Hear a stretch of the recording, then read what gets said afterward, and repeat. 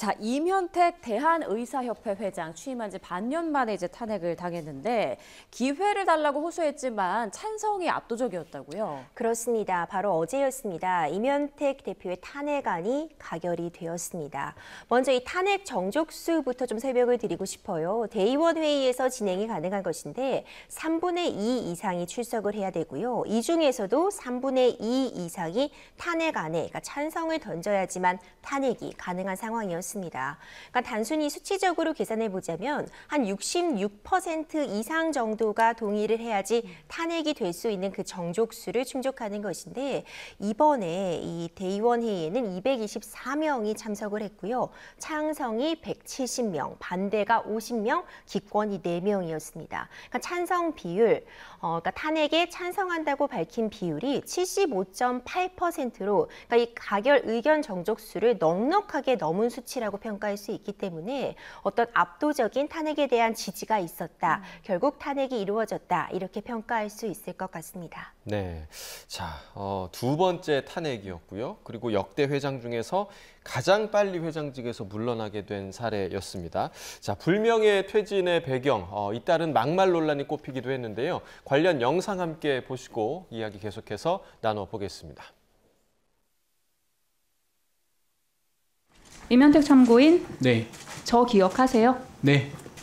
제가 21대 국회에서 대변인으로 활동할 때 저한테 미친 여자라 그러셨죠? 답변하세요. 네. 근데 제가 오늘 청문회 준비하면서 찾아보니까 저는 약과더라고요. 창원지법 판사에게 이 여자 제정신입니까? 했다가 고발당하셨고요. 사과해야 되지 않겠냐고요. 국민이 가진 헌법상의 표현의 자유의 영역에 생각된다고 생각합니다. 네, 자 마지막에 들으신 것처럼 표현의 자유라고 항변을 하긴 했지만 사실 뭐 이것 이외에도 여러 가지 뭐 막말, 실언 이런 거친 언사 때문에 좀 논란이 되기도 했었는데 그래서 동료와 후배 의사들의 민심을 좀 잃었다 이런 평가가 좀 있죠. 그렇습니다. 앞서 영상에서도 확인이 가능한 것처럼요. 이면택 회장은 사실 말로 인한 그런 설화에 시달리는 경우 정말 많았습니다. 네. 정말 여러 가지 논란들이 있었는데요. 이제 몇 가지만 짚어보자면요. 일단 판결에 불만이 있을 수는 있겠죠. 하지만 이에 대해서 노골적으로 해당 판결을 내린 판사를 겨냥해서 이 여자 제정신이냐 이런 인격 모독적인 그런 반언을 일삼기도 했고요. 그리고 사회수석을 겨냥해서 정신분열증 환자 같아 이런 언사를 했는데 사실 의사잖아요. 네. 그러니까 생명을 다루고 있고 정신분열증이라는 것도 하나의 질병인 상황인데 이런 발언을 너무나도 수위 조절 없이 무분별하게 진행을 하면서요. 사실 국민들에게도 신뢰를 잃은 것이 물론이지만 의료계 내부에서도 이 이면택 전 회장의 리더십이라던가 아니면 자질 논란이 계속해서 벌어지게 되었습니다. 그렇기 때문에 이제 박단 대표 등 전공의 90여 명도 공개적으로 이제 이면택 탄핵을 공개적으로 요구하기도 했습니다. 의대생 단체들로부터도 이런 탄핵 요구를 받게 되면서 의료계 내부의 어떤 지지도, 이 말 때문에 말로 얽힌 여러 가지 이런 이슈들 때문에 어떤 신임을 잃었다 이렇게 평가할 수 있을 것 같고 또 한 가지 또 결정적이었던 사건이 있었습니다. 본인을 이제 비방해가지고 이제 명예훼손으로 문제가 되고 있던 한 의료인에 대해서 이제 녹취 같은 부분들이 공개가 되었는데 현찰 5만 원권으로 해서 이제 1억 원을 준비해 오면은 고소를 취하하겠다. 이제 이런 내용을 말했다는 사실도 드러나게 되었어요. 물론 이에 대해서 본인은 실제로 이 돈을 받을 생각은 없었고 다만 이렇게 명예훼손이 큰 피해를 입힐 수 있다. 이런 부분을 강조하기 위한 발언이었다고 해명을 했지만 이런 해명에도 불구하고 굉장히 적절치 못하다는 그런 의견들이 주를 이었고요. 결국 이번 탄핵으로 이어지게 됐다 이렇게 평가할 수 있을 것 같습니다. 네. 네, 또 의정 갈등 국면에서 좀 아쉬운 대응력을 보여주면서 이 부분도 좀 탄핵에 영향을 미친 거 아닌가 싶어요. 그렇죠. 사실 이렇게 말이 논란이 되게 되면 개인에게 어떤 비난의 화살이 초점이 가게 되잖아요. 이 과정에서 사실 이 의료 대란의 어떤 본질적인 문제가 사라지는 그래서 오히려 이면택 회장의 어떤 개인의 일탈 부분이 더 집중을 받는 그런 모습을 보여서 굉장히 안타까움을 표하기도 했습니다. 일단 막말 낙마, 실언 이런 부분 때문에 이제 의료 단체, 이제 의료인들의 명예가 실추된 부분은 물론이고 결국 정부의 의대 증원 지금 그대로 지금 수능까지 이어지고 있기 때문에 어떤 대대로 된 대응을 하지 못했다는 비난도 거센 상황이었고요.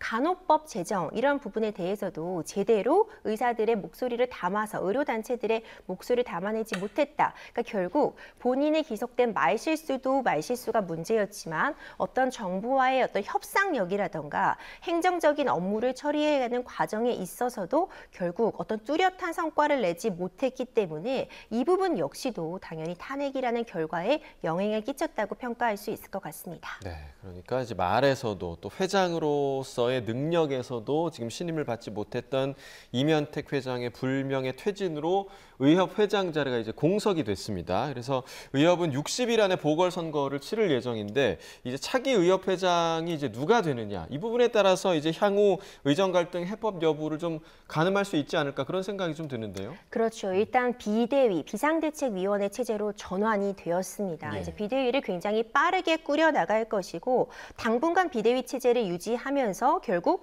차기 회장을 빠르게 선출하겠다 이런 입장을 밝히고 있는데 정관에 따르면 그러니까 차기 회장을 선출하기까지 한 60일 정도의 시간이 걸리는 것으로 되어 있는데 이 부분은 지금 워낙 사안이 긴급하고 이 의료 대란, 의료 갈등으로 인해서 국민들의 피로감만 쌓여가고 있는 와중이기 때문에 60일을 기다리기도 힘들다. 그렇기 예. 때문에 30일 정도로 최대한 빠른 시일 내에 회장 선출과 더불어서 아무리 비대위 체제로 운영이 된다고 해도 회장, 어쨌든 최종적인 컨트롤 타워가 없는 상황에서는 비대위원장이 어떤 결단을 내리기가 쉽지만은 않거든요.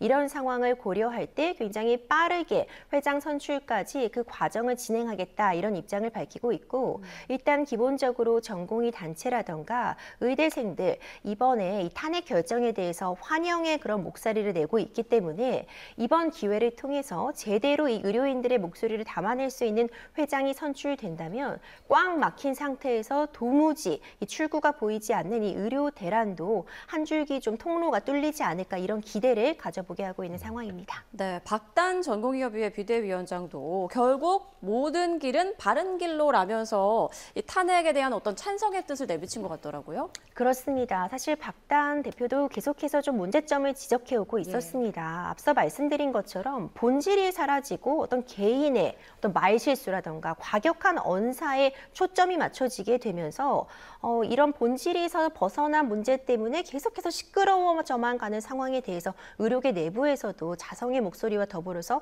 비난이 거세지고 있는 상황이었거든요.